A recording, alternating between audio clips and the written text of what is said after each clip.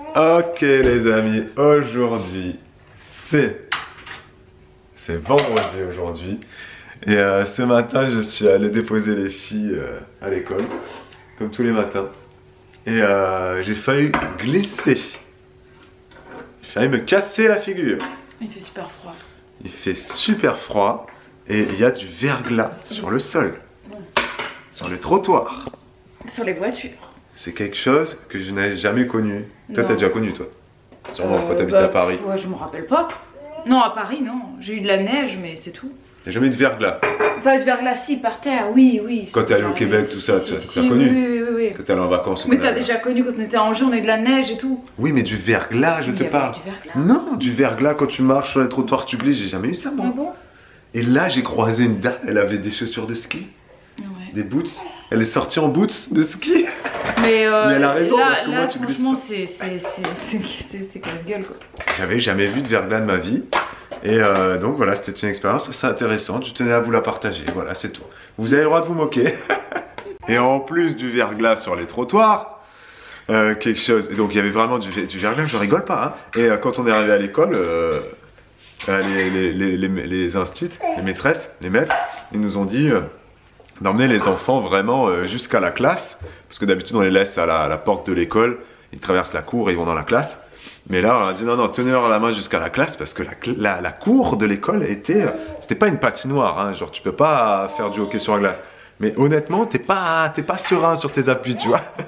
Et quand je suis rentré dans la voiture ce matin, j'ai pris la voiture bien évidemment, parce qu'il faisait trop froid pour y aller à pied.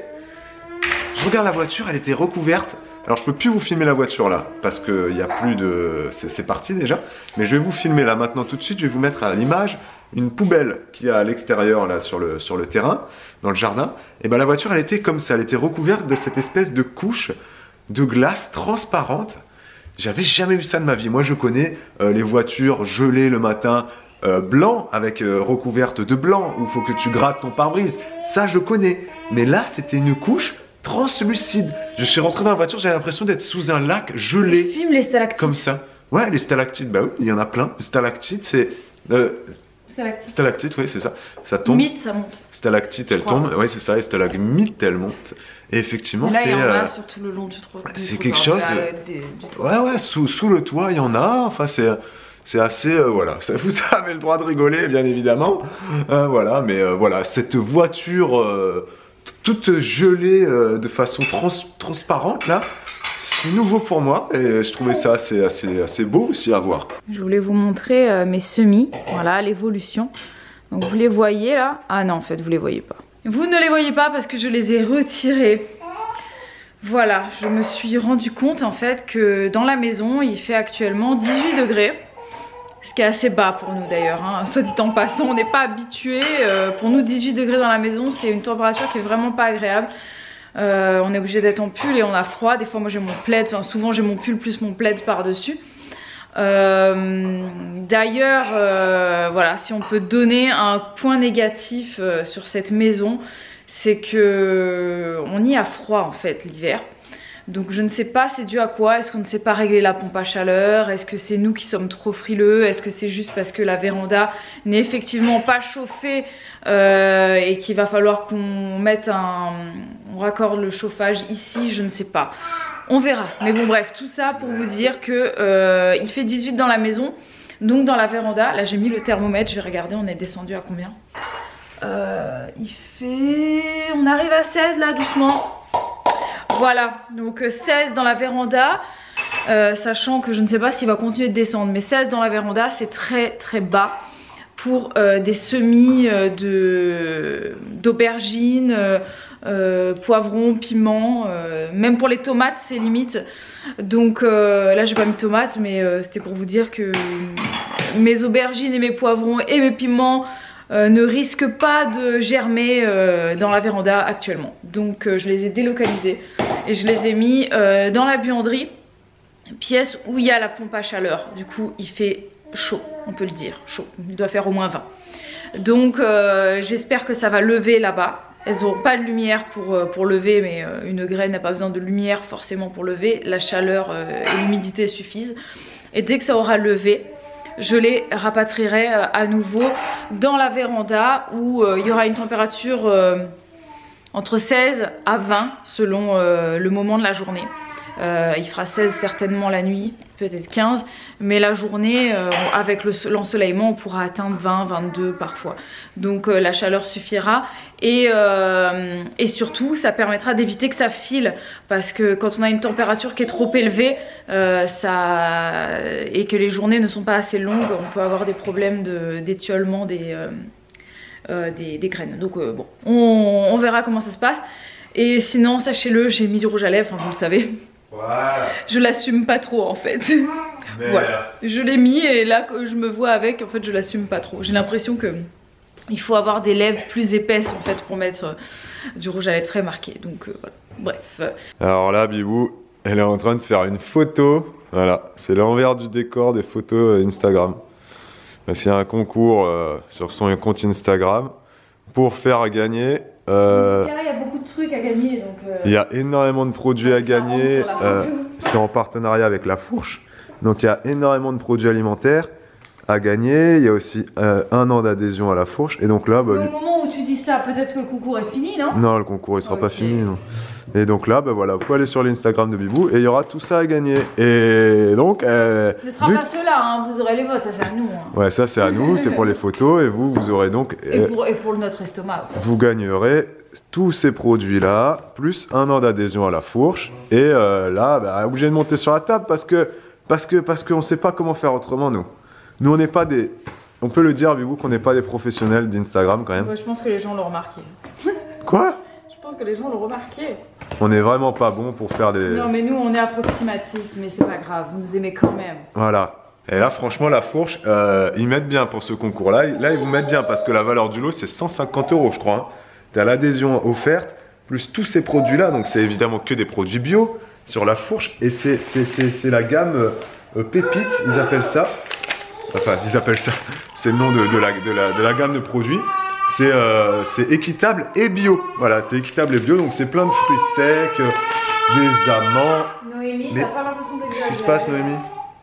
Il y a des bananes séchées, de l'ananas séché, de la noix de coco râpée, de la poudre d'amande, du gingembre confit, des petites choses comme ça, des petits snackings, amandes pralinées, ça a l'air pas mal ça. Putain, j'ai plus de voix. Amandes pralinées, voilà, éthique et bio, hein, donc je répète. Hein. Donc ça vient d'Espagne, il y en a qui vont venir du, je sais pas, moi je vais pas vous raconter n'importe quoi, Équateur, Rwanda pour l'ananas, Espagne pour les amandes, Afrique du Sud pour les noix de pécan. Ils ont aussi de la farine de banane verte, direct producteur. Voilà, donc après me demandez pas exactement ce que c'est. Mais voilà, tout ça vous pouvez le gagner, vous allez sur l'Instagram de Bibou. Et vous gagnez aussi un an d'adhésion à La Fourche. Hein. Et j'ai oublié, dans l'eau, il y a du chocolat aussi. Oh là, Noémie, elle est en train de... Bon, il y a du chocolat. Il y a combien de chocolat, fais voir? 1, 2, 3, 4, 5, 6. Voilà, 6 tablettes de chocolat. Hein. Et alors celui-là, il a l'air vraiment... Celui-là, il a l'air vraiment pas mal. Hein. Quinoa, riz soufflé, ça c'est top. Hein. Et après, bah, vous avez jusqu'au 85. Voilà, mais tout ça, c'est à gagner, les gars. Ouais, mais c'est pas du jeu. Moi, j'ai pas Instagram et j'ai envie de manger. Eh ben, tu te crées un compte Instagram. Voilà, ça prend 3 minutes. Ça prend même pas 3 minutes d'ailleurs. Ça prend beaucoup moins de temps. Et puis ça permet de participer des fois à des petits concours, de suivre nos stories. Vous avez qu'à faire comme ma maman qui s'est créé un compte Instagram uniquement pour suivre mes stories et les stories de Bibou, etc. Donc vous créez un compte, vous nous abonnez que à nous deux si vous n'avez pas envie d'être envahi de choses. Et voilà, au moins vous avez nos news à tous les deux. Et c'est pas plus mal. Et puis vous pouvez jouer au concours, vous pouvez être au courant des prochains lives à venir sur Twitch, des bêtises qu'on peut partager. Et pas que des bêtises, on partage aussi des choses des fois qui sont très bien, n'est-ce pas? Ouais, désolé, je suis concentrée. Et Bibou est concentré, dès qu'elle a des photos à faire. C'est toujours la réflexion de comment mettre les trucs plus ou moins beaux sur le post Instagram. Heureusement qu'on n'en fait pas tous les 4 matins des posts comme ça. Hein. Mais bon, faut que ça soit beau pour vous donner envie de cliquer, de commenter, de partager. C'est le jeu. C'est le jeu, faut que ça soit beau. Et puis là, c'est de la bouffe. Qui n'a pas envie de gagner, qui n'a pas envie de gagner là 150 € de denrées alimentaires? Qui n'a pas envie? Tout le monde en a envie. Mais bon, on fait quand même des belles photos. Ouais, après, s'il faut, même avec des photos moches, le concours, il marcherait très bien, Bibou. Mais bon, c'est aussi pour notre... voilà, pour que ça soit beau, pour notre fierté personnelle de faire un truc beau, tu vois, le truc. Mais les amis, il est 14h30. Je suis seule à la maison. Enfin, seule. Pas vraiment, en fait. Olivia et Noémie dorment. Babou est allé faire des courses et Elena est à l'école. Et je vous prends vite fait pour vous dire que... regardez. J'ai remis mes plans dans la vitrine. Voilà, le soleil est revenu. Du coup, mon thermomètre, il affiche... attendez que je dise pas de bêtises. 24. Voilà, il fait 24 degrés dans la véranda. Oula. Il fait 24 degrés dans la véranda, donc je les ai rapatriés ici. Voilà, voilà. Du coup, je pense que je vais les valdinguer d'un côté de l'autre, d'un côté de l'autre, d'un côté de l'autre, jusqu'à ce que ça soit bien levé, quoi. Mais bon, bref. Et c'est pas seulement pour ça que je vous prends, c'était que je voulais vous dire que j'ai un sentiment de satisfaction énorme parce que là je viens d'effectuer. Ça a coupé, je ne sais pas vraiment pourquoi. Je vais essayer de parler très très vite. Je me dis peut-être qu'il n'y a plus de place sur l'appareil. Et si c'est le cas, eh bien écoutez, vous saurez la suite un autre jour parce que ça me casse les pieds de supprimer. Bref, donc je dis que ce que j'ai fait, là j'ai un sentiment de satisfaction énorme parce que je viens de faire un tri dans les jouets des enfants. Mais c'est pas un vrai tri. En fait, j'ai supprimé plein de trucs que j'ai mis dans une caisse et que j'ai mis dans un placard dans le garage. C'est pour faire un roulement. Ça fait très longtemps que je voulais faire ça, je l'ai toujours pas fait. Et ça y est, je l'ai fait. J'ai enlevé plein de jouets des enfants. Je les ai mis dans une caisse au garage. Et dès que je verrai qu'elles se lasseront un petit peu de ce qu'elles ont ici, et ben je ferai un nouveau roulement. Voilà. Comme ça au moins ça fait de la place, on y voit plus clair. C'est bien mieux comme ça, je suis contente. Il me reste par contre tous les jeux de société, les puzzles et tout ça à traiter. Là aussi je vais faire un roulement même dans leur coloriage. Je vais virer certains coloriages, on fera un roulement. Et pareil pour les puzzles parce qu'elles en ont trop.